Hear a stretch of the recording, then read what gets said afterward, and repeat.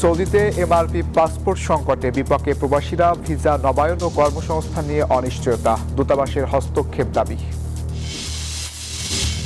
English চ্যানেলে অবৈধ অনুপ্রবেশ ঠেকাতে যুক্তরাজ্যের কঠোর অবস্থান। ফ্রান্সের সঙ্গে নিরাপত্তা চুক্তি সৈকতে নজরদারি জোরদার। ওমানে প্রবাসীদের ভরসার বাতিঘর ডাক্তার জান্নাতুল নাইম। স্বল্প খরচ দিচ্ছেন চিকিৎসা সেবা, শ্রমজীবী বাংলাদেশিদের স্বস্তি। স্বাগত প্রবাসের সংবাদে, সঙ্গে আছি শাহরিয়ার অঙ্কুর। দেখছিলেন বিআরবি কেবল। সংবাদ শিরোনামগুলো। সৌদি আরবে বসবাসরত বাংলাদেশি প্রবাসীদের জন্য এখন বড় দুশ্চিন্তার নাম পাসপোর্ট সংকট।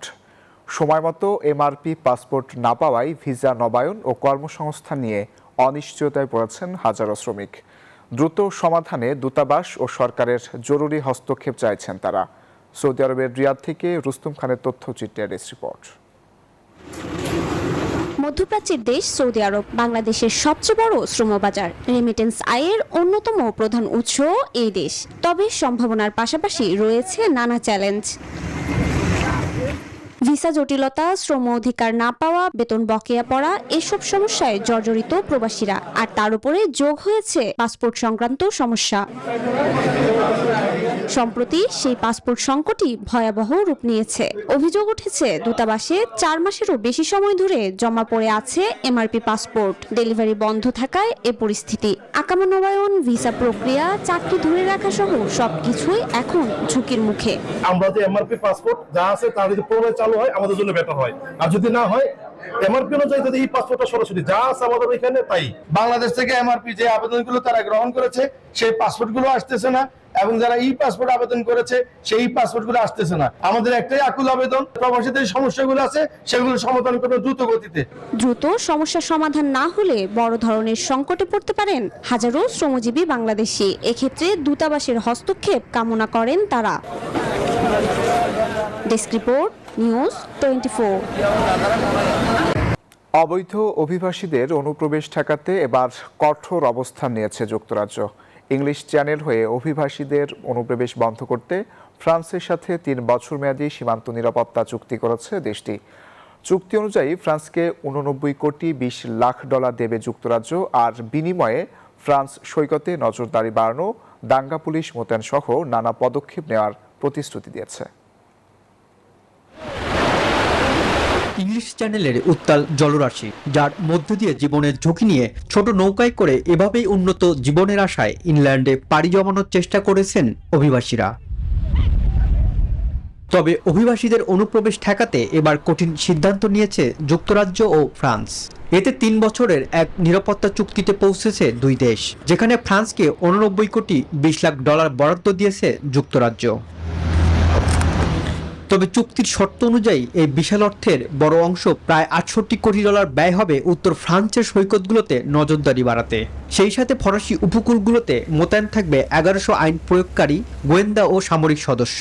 এমনকি ড্রোন, হেলিকপ্টার আর উন্নত ক্যামেরার মাধ্যমে আকাশ থেকেও বাড়ানো হবে নজরদারি। এদিকে ফ্রান্স জানায়, নতুন এই মিশনে যোগ হচ্ছে 50 সদস্যের দাঙ্গা পুলিশ ইউনিট, সাগরে নৌকা আটক করতে নতুন জাহাজ ও অতিরিক্ত নৌ কর্মকর্তা। তবে যুক্তরাজ্যের এই বিনিয়োগে রয়েছে বিশেষ শর্ত, যেখানে নতুন কৌশলগুলো কার্যকর বলে প্রমাণিত হলেই পুরো অর্থ পাবে ফ্রান্স। এছাড়া 1 বছর পর অর্থায়ন বন্ধ করে দেওয়ার হুঁশিয়ারিও দেয় যুক্তরাজ্য। যুক্তরাজ্যের সরকারি পরিসংখ্যান বলছে, গেল বছর প্রায় 41,000 মানুষ ইংলিশ চ্যানেল পাড়ি দিয়ে ইংল্যান্ডে পৌঁছেছে। সেই সাথে 42,000 অভিবাসীকে চ্যানেল পাড়ি দেওয়ার সময় রুখে দেওয়া হয়। রনি আহমেদ, নিউজ 24। ওমানে শ্রমজীবী প্রবাসীদের ব্যয়বহুল চিকিৎসা সেবা যখন কঠিন বাস্তবতা, তখন এক বাংলাদেশি চিকিৎসকের মানবিক উদ্যোগ হয়ে উঠেছে আশার আলো। স্বল্প খরচে চিকিৎসা দিয়ে গরিবের ডাক্তার হিসেবে পরিচিতি পেয়েছেন ডাক্তার জান্নাতুল নাইম। ওমানের মাস্কাট থেকে পলাশিলের তথ্যচিত্রে ডেস্ক রিপোর্ট। পরবাস জীবনের কঠিন বাস্তবতায় স্বল্প আয়ের শ্রমজীবী প্রবাসীদের জন্য চিকিৎসা খরচ বড় এক দুশ্চিন্তার নাম। আর ঠিক সেই জায়গাতেই মানবিকতার আলো জ্বালিয়েছেন বাংলাদেশের চিকিৎসক ডক্টর জান্নাতুল নাইম। দীর্ঘদিন ধরে জেনারেল প্র্যাকটিশনার হিসেবে কাজ করা এই চিকিৎসক অনুধাবন করেছেন প্রবাসীদের কষ্ট, তাদের সীমাবদ্ধতা, আর সেই উপলব্ধি থেকেই শুরু করেছেন সাশ্রয়ী চিকিৎসা সেবার এক অনন্য উদ্যোগ। আমি চেষ্টা করি রোগীকে ইমিডিয়েট একটা ট্রিটমেন্ট দিয়ে তাকে দেশে যাতে সে যে ভালো একটা ট্রিটমেন্ট পায় সে ধরনের একটা ব্যবস্থা করে দেওয়ার, এবং যদি সেখানে অ্যাফোর্ড করতে পারে সেক্ষেত্রে আমি তাকে হসপিটালে তখন রেফার করে। ডক্টর নাইম নিজ উদ্যোগে প্রতিষ্ঠা করেছেন আল ইবদা মেডিকেল সেন্টার, যেখানে কম খরচে চিকিৎসা পাচ্ছেন অসংখ্য প্রবাসী। মাস্কাটের আল হাইল নর্থ এলাকার ক্লিনিকটি সকাল ও সন্ধ্যা দুবেলা খোলা থাকে, ফলে কর্মব্যস্ত প্রবাসীদের জন্য এটি হয়ে উঠেছে সহজলভ্য ও নির্ভরযোগ্য সেবা কেন্দ্র। বাংলাদেশ প্রতিষ্ঠান, এখন মেডিকেল বাংলাদেশ এলাকার সুযোগ সুবিধা ভালো। ডক্টর জান্নাতুল নাইমের এই মানবিকতা প্রমাণ করে চাইলেই সীমিত সামর্থ্য দিয়েও অসংখ্য মানুষের জীবনে আলো ছড়িয়ে দেওয়া সম্ভব, বলছেন প্রবাসী বাংলাদেশিরা। Desk report, news 24। ওমানে প্রবাসী বাংলাদেশিদের অন্যতম সংগঠন বাংলাদেশ সোশ্যাল ক্লাব দায়িত্ব হস্তান্তরের মাধ্যমে নতুন অধ্যায়ের সূচনা করেছে। ওমানের স্থানীয় সময় বুধবার ক্লাবের নতুন হলরুমে অনুষ্ঠিত এই আয়োজনে 2026-এর বিদায়ী কমিটি 2027 মেয়াদে নবনির্বাচিত কমিটির কাছে দায়িত্ব হস্তান্তর করে। অনুষ্ঠানটি দুই ভাগে বিভক্ত ছিল। প্রথম পর্বে বিদায়ী কমিটির সদস্যদের ফুলেল শুভেচ্ছায় সম্মান জানিয়ে বিদায় জানানো হয়। দ্বিতীয় পর্বে নবনির্বাচিত কমিটিকে ফুল দিয়ে বরণ করা হয়। নতুন কমিটির চেয়ারম্যান হিসেবে দায়িত্ব গ্রহণ করেন আজিমুল হক বাবুল। তার নেতৃত্বে নতুন কমিটি আগামী দিনে ক্লাবের কার্যক্রম আরও গতিশীল ও সম্প্রসারিত করবে বলে সবাই আশাবাদ ব্যক্ত করেন।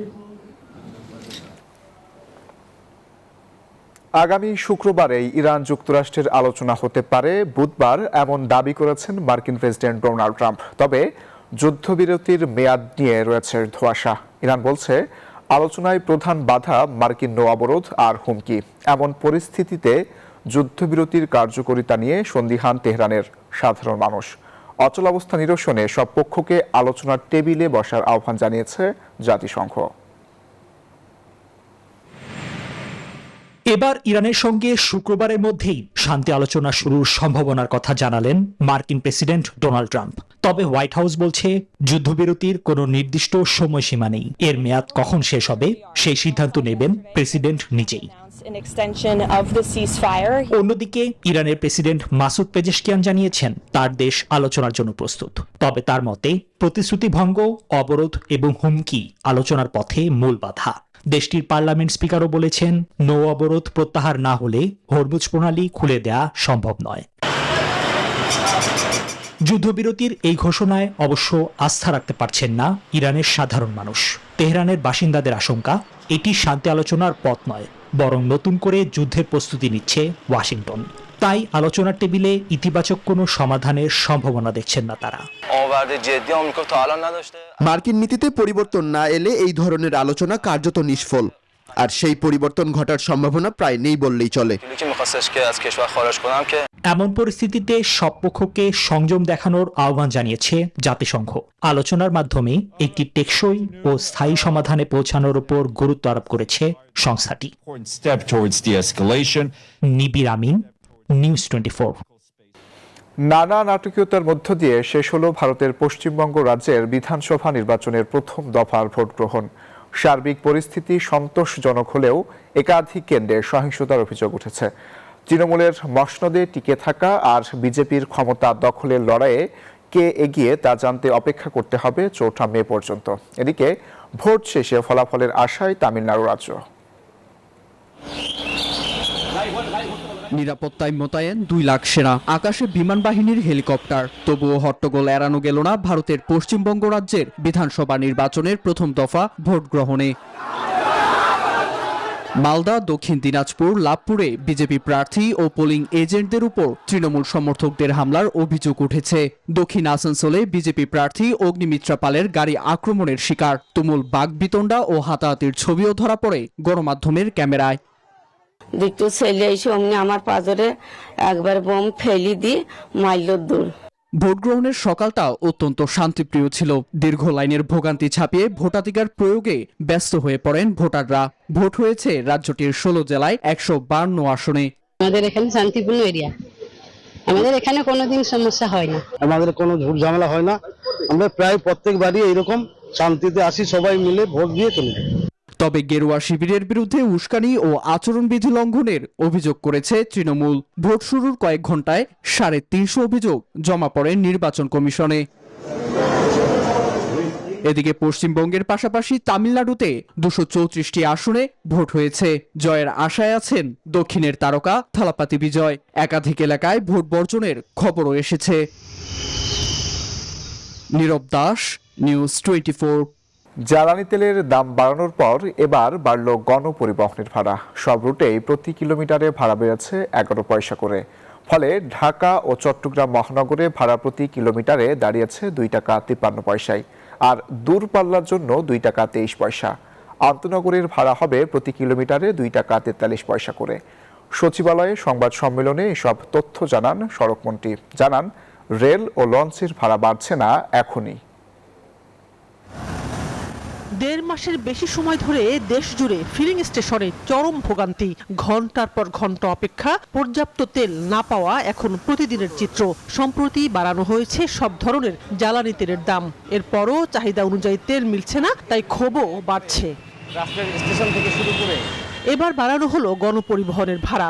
সবশেষ তেলের দাম বাড়ানোর কারণে পরিবহন ভাড়া বাড়ানো হয়েছিল 2022 সালে। তবে পরে তেলের দাম কমলেও সেই ভাড়া আর কমেনি। এর প্রায় 3.5 বছর পর জ্বালানির দাম সমন্বয় করতে ফের বাড়ানো হলো গণপরিবহনের ভাড়া। ফলে জ্বালানি তেলের দাম বাড়ার চাপ শুরু হলো জনগণের উপরেই। আমার আয়ের সাথে এটা সঙ্গতিপূর্ণ হলো কিনা, এগুলো তো আসলে হয় না, বাংলাদেশে এগুলো হয় না। আসলে তো হুটার সিদ্ধান্ত চাপাই দেয়। একে তো হচ্ছে তেলের মনে করেন যে ঘাটতি, তেল সরবরাহ নাই, বাস ভাড়া বাড়াটা যুক্তিসঙ্গত কথা না। সংযোগ যোগাযোগ রেখে করাটা উচিত, যেটা মানে বিগত অনেক বছরে হয় নাই। সড়ক পরিবহন মন্ত্রণালয়ের সিদ্ধান্ত অনুযায়ী ডিজেল চালিত পরিবহন ভাড়া কিলোমিটারে 11 পয়সা বেড়েছে। ঢাকা ও চট্টগ্রাম মহানগরে হয়েছে 2 টাকা 53 পয়সা, বাড়ল 4.4%। দূরপাল্লায় প্রতি কিলোমিটার ভাড়া দাঁড়িয়েছে 2 টাকা 23 পয়সায়, আর আন্তনগরে 2 টাকা 43 পয়সায়। সবার সাথে মিটিং করে যারা এই সেক্টরে যুক্ত 11 পয়সা পার কিলোমিটার বাড়া না সমন্বয় বলবো আমি সবসময়ের জন্য একটা সিদ্ধান্ত নেওয়া হয়েছে। সচিবালয় সংবাদ সম্মেলনে সড়কমন্ত্রী বলেন, বাস মালিকদের 22 পয়সা ভাড়ার প্রস্তাবের বিপরীতে দর কষাকষি করে এই ভাড়া নির্ধারণ করা হয়েছে। তেলের দাম কমলে ভাড়া কমানো হবে। এটা আগেও ছিল, তেলের দাম বাড়লে কিভাবে সমন্বয় হবে, তেলের দাম কমলে কিভাবে সমন্বয় হবে। এবং আপনাদের এও জানিয়ে রাখি যে এই সমন্বয়টা শুধু এবার বৃদ্ধির ক্ষেত্রে না, তেলের দাম পুনরায় কমলে আবার এই একই প্রক্রিয়ায় ভাড়া কমবে। তেলের দাম বাড়া কমানোর সাথে সমন্বয়টা কি হবে, একটা প্রজ্ঞাপন জারি করে বিআরটিএ ওই ফর্মুলা অনুসারে ভাড়া নির্ধারণ করে দেবে। সড়কে বাড়লেও এখনই ভাড়া বাড়ছে না রেল ও নৌপথে। দ্রুতই নির্ধারণ করা হবে শীতাতপ নিয়ন্ত্রিত বাসের ভাড়া। সব ধরনের জ্বালানি তেলের দাম বাড়ার 1 সপ্তাহ পর বাড়ল গণপরিবহনের ভাড়া। সরকারের পক্ষ থেকে বলা হচ্ছে যে ভাড়া বাড়ানো হয়েছে তা যৌক্তিক। তবে গণপরিবহনের কর্তা ব্যক্তিরা যাতে এই ভাড়াকে অযৌক্তিকভাবে সাধারণ মানুষের উপর চাপিয়ে না দেয় তা দেখার জন্য সরকারের তদারকি অব্যাহত রাখার তাগিদ সাধারণের। সানাজি আসমিন, নিউজ 24, ঢাকা। রাজধানীতেও হবে পরীক্ষামূলক লোডশেডিং, এমন সিদ্ধান্ত নিয়েছে সরকার। সংসদে জানিয়েছেন বিদ্যুৎ প্রতিমন্ত্রী। জ্বালানি সংকট নিরসনে সরকার ও বিরোধী দলের সমন্বয়ে গড়া হচ্ছে 10 সদস্যের পরামর্শ কমিটি। সংসদে প্রধানমন্ত্রী একথা জানানোর পর ধন্যবাদ জানান বিরোধী দলীয় নেতা। এদিকে দেশের স্বার্থে দুই পক্ষের এমন একসঙ্গে পথ চলার মনোভাব দেখে স্বাগত জানান স্পিকার। হাত তাড়াতে পারে না। ত্রয়োদশ জাতীয় সংসদের প্রথম অধিবেশনের 20তম বৈঠক। গ্যাস, বিদ্যুৎ ও জ্বালানি সংকটের বর্তমান পরিস্থিতি নিয়ে প্রস্তাব দেন সংসদ সদস্যরা। ব্রাহ্মণবাড়িয়া 2 নির্বাচনী সংকট মোকাবিলায় বিরোধী দল নেতার যৌথ কমিটি গঠনের প্রস্তাবে সাড়া দিয়ে 10 সদস্যের সংসদীয় কমিটি গঠনের প্রস্তাব দিয়েছেন প্রধানমন্ত্রী তারেক রহমান, যার মধ্যে 5 সদস্য সরকারি দলের এবং বাকি 5 সদস্য বিরোধী দলের। আমরা আমাদের পক্ষ থেকে 5 সদস্যের একটি কমিটি গঠন করছি। বিরোধী দলকে অনুরোধ করব, ওনারাও যদি 5 জনের নাম দেন তাহলে এই 10 জন ব্যক্তি বসে এই বিষয়গুলোর উপর আলোচনা করতে পারে। সরকারের সিদ্ধান্তকে স্বাগত জানিয়ে বিরোধী দলীয় নেতা জানান, শিগগিরই তারা 5 সদস্যের নাম জানাবেন। আমরা আশা করি সংসদ জাতীয় সকল সমস্যা সমাধানের কেন্দ্রবিন্দু হবে ইনশাআল্লাহ, এবং আমরা শীঘ্রই ইনশাআল্লাহ নামগুলা পেশ করব। দেশের স্বার্থে সরকার ও বিরোধী দল এক থাকলে যে কোনো সংকট কাটিয়ে ওঠা সম্ভব বলে জানান স্পিকার। সরকার এবং বিরোধী দল এইভাবে যদি সহযোগিতার মাধ্যমে অগ্রসর হয়, দেশের যে কোনো সমস্যার সমাধান করা সম্ভব। এরপর আলোচনা হয় দেশের লোডশেডিং পরিস্থিতি নিয়ে। বিদ্যুৎ প্রতিমন্ত্রী জানান, রাজধানীতেও পরীক্ষামূলকভাবে হবে লোডশেডিং। মাননীয় প্রধানমন্ত্রীর পরামর্শে এবং বিরোধী দলীয় নেতার সাথে আলোচনা ক্রমে আমরা রাজধানী ঢাকাতে 110 মেগাওয়াট প্রাথমিকভাবে পরীক্ষামূলকভাবে লোডশেডিং করবার সিদ্ধান্ত গ্রহণ করেছি। ব্রাহ্মণবাড়িয়ার আশুগঞ্জ সার কারখানায় আগামী 1 মে থেকে গ্যাস সরবরাহ পুনরায় চালু করা হবে। সংসদে জানান বিদ্যুৎ মন্ত্রী ইকবাল হাসান মাহমুদ টুকু।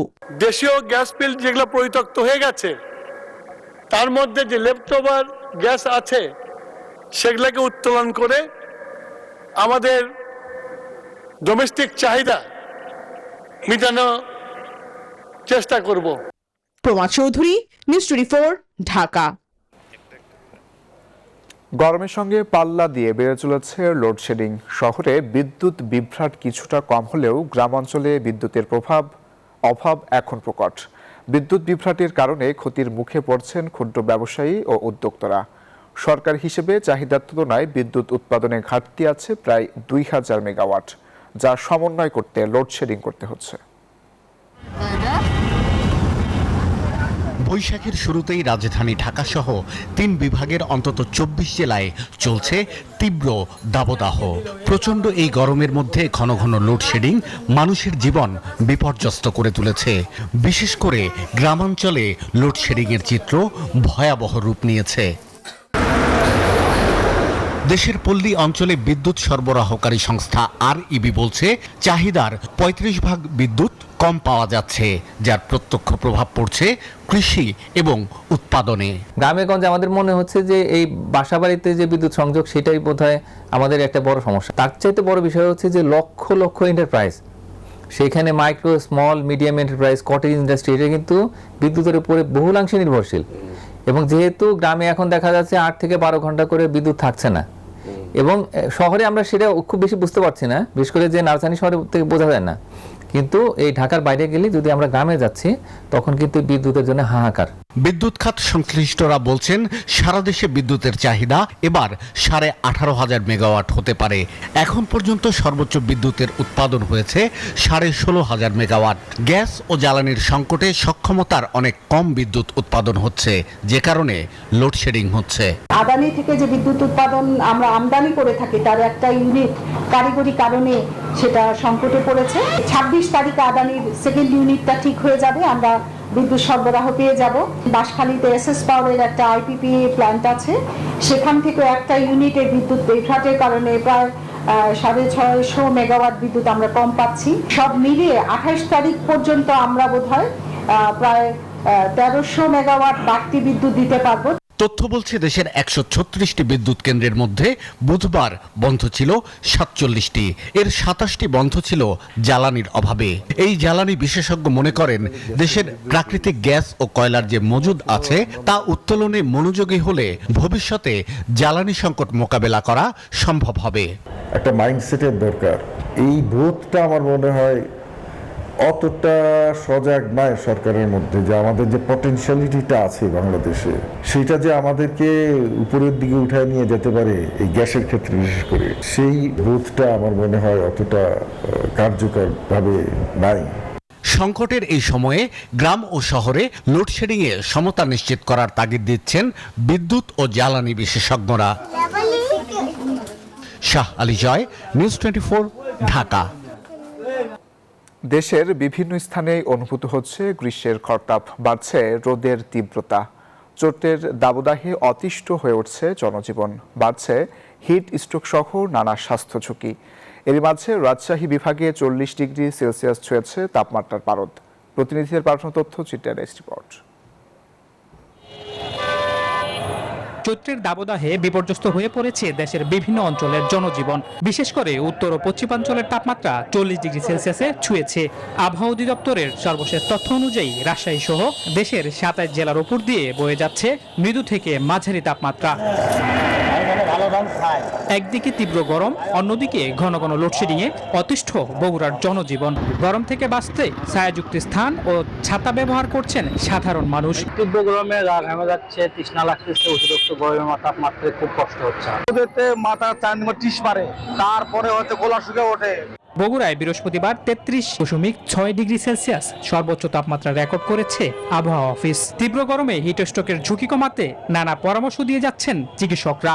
সবচেয়ে ঝুঁকি বিষয়টা হচ্ছে হিট স্ট্রোক। কেউ যদি আক্রান্ত হয়ে যায় তাকে অবশ্যই ঠান্ডা কোনো স্থানে নিয়ে যেতে হবে এবং পর্যাপ্ত আলো বাতাসের এবং ঠান্ডা পরিবেশে তাকে রাখতে হবে। একটানা যাদের কাজ করতে হয় তাদের পর্যাপ্ত পানি পান এবং ঠান্ডা অবস্থায় যে শরীর ঠান্ডা করার জন্য তাদেরকে বিশ্রাম নিতে হবে। রাজশাহীতেও মৃদু তাপমাত্রা বয়ে যাচ্ছে। বৃহস্পতিবার দুপুর 2টায় রাজশাহীর সর্বোচ্চ তাপমাত্রা ছিল 36 ডিগ্রি সেলসিয়াস, বাতাসের আর্দ্রতা 54 ডিগ্রি সেলসিয়াস। আজকে বিকেল 3টা পর্যন্ত সর্বোচ্চ তাপমাত্রা 37 ডিগ্রি। গতকাল ছিল তীব্র, আর এখন মৃদু।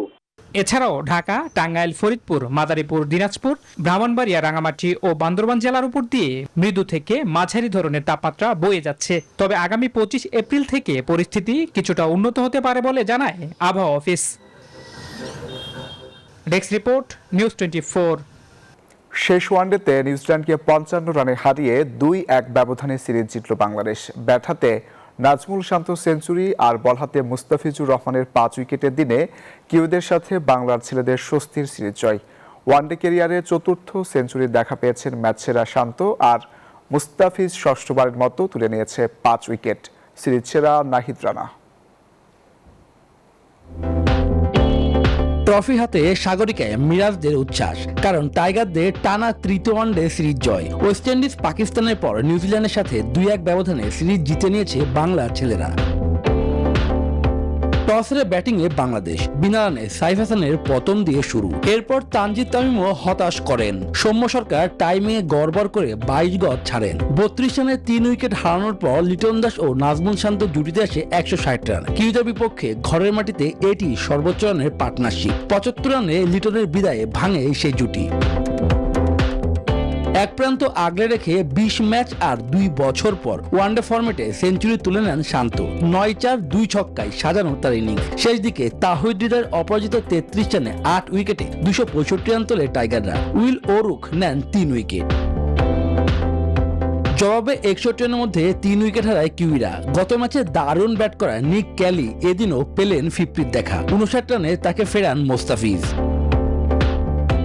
টাইগারদের নিয়ন্ত্রিত বোলিংয়ে একের পর এক উইকেট হারায় ব্ল্যাক ক্যাপসরা। 10ম উইকেটে ফক্সক্রফট ও লেস্টার জুটিতে আসে 51 রান। তবে আস্কিং রানেটের সাথে আর পেরে ওঠেনি তারা। 7-6 75 রানের ইনিংস খেলে শেষ ব্যাটার হিসেবে মিরাজের শিকার হন ফক্সক্রফট, আর সফরকারীদের ইনিংস থামে 210 রানে। 43 রান খরচায় মুস্তাফিজ নেন 5 উইকেট। শুভদেবনাথ, নিউজ 24। আর এই ছিল প্রবাসের সংবাদে। এতক্ষণ সাথে থাকার জন্য ধন্যবাদ সবাইকে।